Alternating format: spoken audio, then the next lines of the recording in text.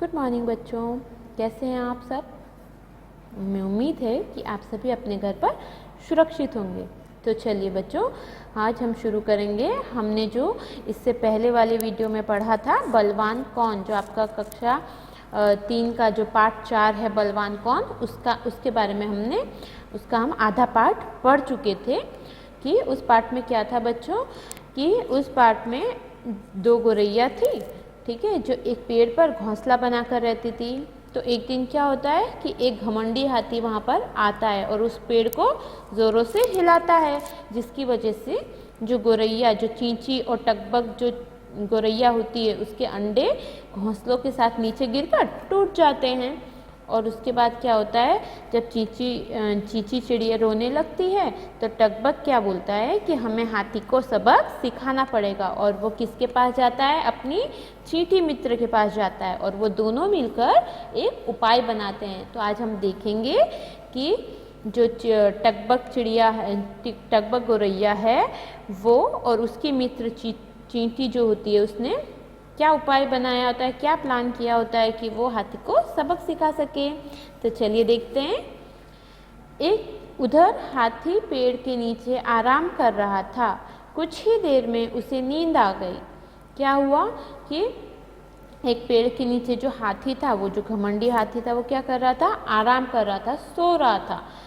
कुछ ही देर में उसे नींद आ गई। उसको थोड़ी देर में क्या होती है, आराम करते करते जब वो बैठता है एक पेड़ के नीचे तो उसे नींद आ जाती है। चींटी चुपके से हाथी की सूंड में घुस गई। ठीक है, चींटी ने क्या किया, चींटी तो छोटी सी होती है, तो उसने जो हाथी की जो सूंड होती है उसमें वो घुस गया। उसने हाथी की सूंड में ज़ोर से काटा। उसने क्या किया, जो हाथी की जो सूंड थी उसमें जब वो घुसी और उसने उसकी सूंड को काट लिया। हाथी दर्द से तड़प उठा। जब उसने चींटी ने हाथी को सूंड पे काटा तो वो क्या हुआ, उसे बहुत दर्द से वो तड़प उठा, यानी उसे बहुत तकलीफ हुई। वह इधर उधर उछलने लगा पर किसी भी तरह दर्द कम नहीं हुआ। क्या किया उसने, वो जोर जोर से उछलने लगा, यहाँ कभी इधर उछलता कभी उधर उछलता, लेकिन फिर भी क्या हुआ, उसका दर्द जो उसे तकलीफ हो रही थी वो कम नहीं हुई। उधर हाथी को तड़पता देख चींची और टकबक बहुत खुश थे। इतने में जंगल के सभी जानवर वहाँ आ गए। ठीक है, जब चींटी हाथी की सूंड पे घुसी और उसने उसे काटा तो क्या हुआ, उसे बहुत तकलीफ हुई, वो इधर उधर उछलने लगा। तो जो चींची और टकबक थी उन्हें क्या हुआ, बहुत खुशी होने लगी। और धीरे धीरे करके जंगल में जो दूसरे जानवर थे वो भी वहाँ पर हाथी को इस तरह उछलता, उसकी आवाज़ सुनता देखकर वहाँ पर पहुँच गए। चींटी ने पूछा, हाथी भाई क्या अब भी तुम पशु पक्षियों को तंग करोगे। ठीक है, चींटी ने हाथी से क्या पूछा कि हाथी भाई क्या तुम अभी भी दूसरे पशु पक्षियों को तंग करोगे, परेशान करोगे। तो हाथी ने क्या कहा, हाथी बोला, नहीं नहीं चींटी रानी, मुझे क्षमा कर दो। क्षमा करना का मतलब होता है माफ़ करना। ठीक है, क्षमा का मतलब होता है माफ़।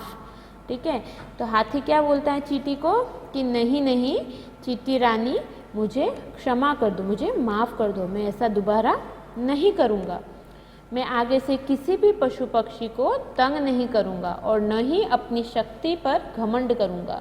मैं समझ गया हूँ कि कभी किसी को छोटा नहीं समझना चाहिए। ठीक है, हाथी क्या बोलता है कि मैं आज के बाद कभी किसी को परेशान नहीं करूँगा, किसी को भी मैं तंग नहीं करूँगा, जिससे किसी को तकलीफ़ हो ऐसा काम मैं नहीं करूँगा। और वो क्या नहीं करेगा, अपनी शक्ति, अपनी उसके अंदर जो शक्ति मीन्स ताकत है ना, जो उसके अंदर बल था, ताकत थी, शक्ति थी, ठीक है, उसने कहा कि मैं इस पर घमंड भी नहीं करूँगा। मैं समझ गया हूँ कि कभी किसी को छोटा नहीं समझना चाहिए। वो क्या समझ गया कि कभी भी किसी को भी छोटा नहीं समझना चाहिए। ठीक है, सभी जिसको भी भगवान ने बनाया है, जैसा भी आकार दिया है, ठीक है, छोटा बड़ा, ठीक है, वो उन्होंने अपने हिसाब से उन्हें बनाया है। सभी के अंदर कोई ना कोई ताकत, कोई ना कोई शक्ति होती है। ठीक है, तो हमें कभी भी किसी को छोटा या बड़ा नहीं समझना चाहिए।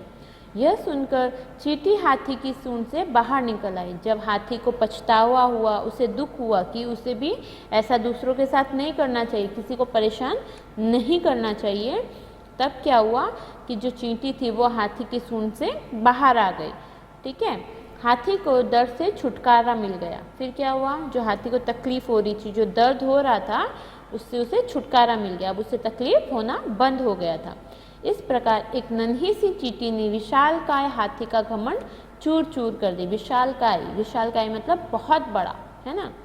तो जो छोटी सी चींटी थी, चींटी कितनी छोटी होती है और हाथी कितना बड़ा होता है, तो उसने क्या किया, छोटी सी चींटी ने जो बड़ा सा हाथी था उसका जो घमंड था, ठीक है, उसको तोड़ दिया।